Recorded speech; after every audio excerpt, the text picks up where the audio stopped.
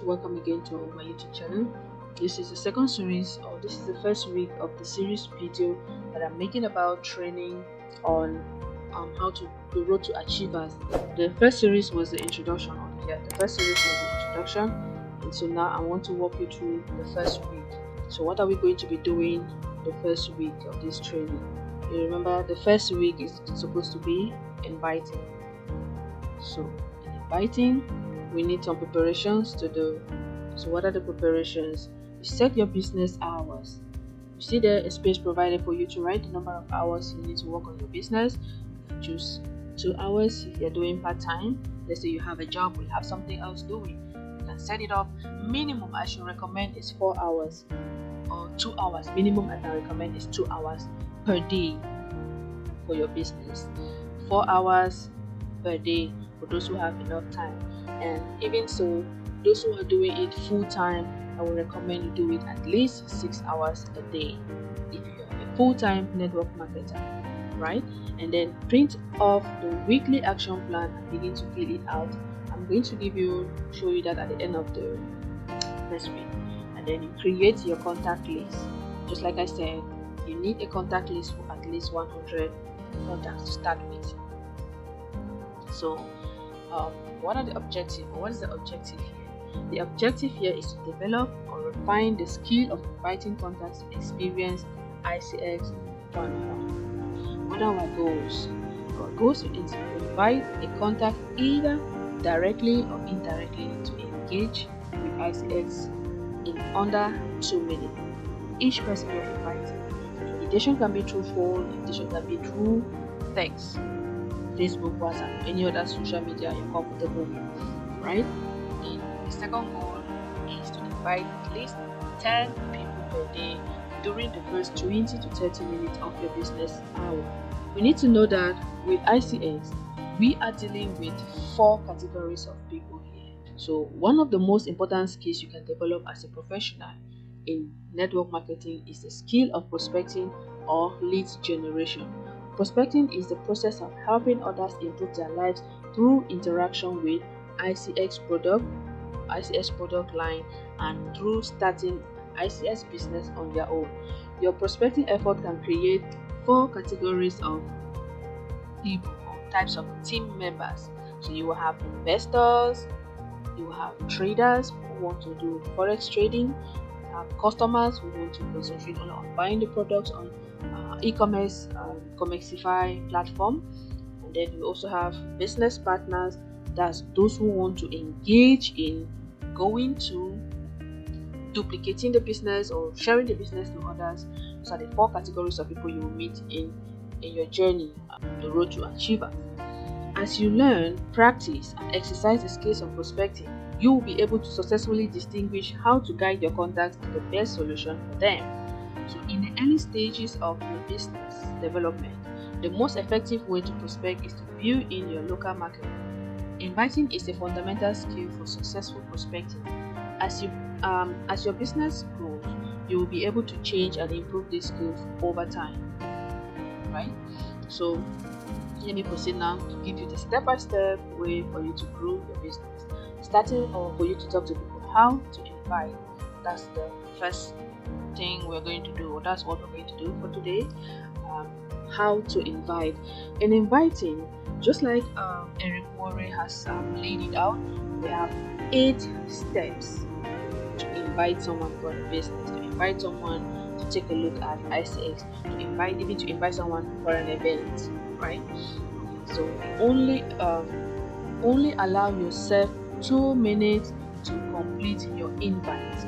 You are a busy entrepreneur, and your business hours and lifestyle only allow for a small window to make income. This is your precious time. By indicating a sense of urgency at the beginning of your conversation, you will be able to keep the invite short, and your contact will respect you and your time more. Don't worry, at the end of these steps, I'm going to give you an example of how you can invite somebody. Alright? So let's move now to the next step. The next step is offer a sincere compliment. Think about why this person will make a good retail customer, or why this person will make a good forex trader, or this person will be a good investor, or how this person is going to be a good business builder, right? In most cases, that reason is something positive and likely the reason you thought to contact them. Let them know, and then you break the ice. The third step is to make a warm invite. Excellent prospector understands exactly how ICX business opportunity and products can help improve the lives of others. Seek out people who know, need, and want the benefits of ICX. You are inviting them to engage with ICX because you care. If you didn't care about people, you wouldn't be inviting them to take a look at your business. So the way you approach each invite, or the way you approach each person you are inviting, will differ depending on the person. So it's important you learn about both direct and indirect invites. I've also made a video on how you can talk to people, and I'm also even going to make more videos to explain how these steps do in details. Right? So let's continue here with the fourth step, and the fourth step is ask an if would question. You are offering to do something if they are willing to do something in return. You're not asking them for a favor. You have something of value to offer if they do something in exchange. That's if I sent you a video link, for example, that explains more about ICX product. Will you click on it and watch? Very simple. Another example we can hear is, if I sent you a flyer with information about an event that could benefit you, will you let me know how it could help you with your goals?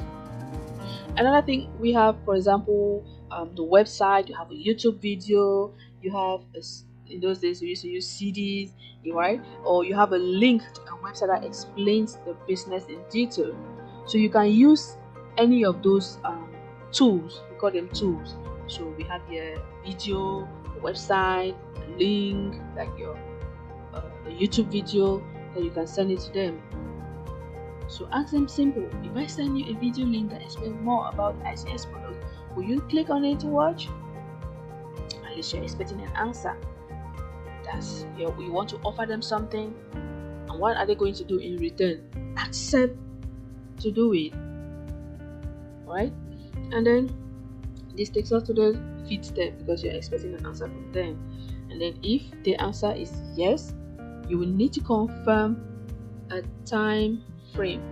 Help them set their own time frame. Ask them, when do you think you could read, you could watch, or listen to it? Don't set a time frame for them. Let them suggest their own time frame. Except it's for an event that has a fixed time, right? So if it's a link or any tool you want to send to them, let them set up their own time frame, and make sure it's within 1 to 2 days, not more than that. If there's no more than that, you can always go back to them, ask them when they'll be available, so you can send them the information. Don't send them the information and wait for them to take a look at it in a week's time. No, let them set the time within 2 days range, right? So the sixth step we're going to look into is confirm the time frame. So once they specify the day, say, so if I call you at the time they gave you, let's say a few minutes or after that time they gave you, you will have read, watched, or listened to it. That's a question.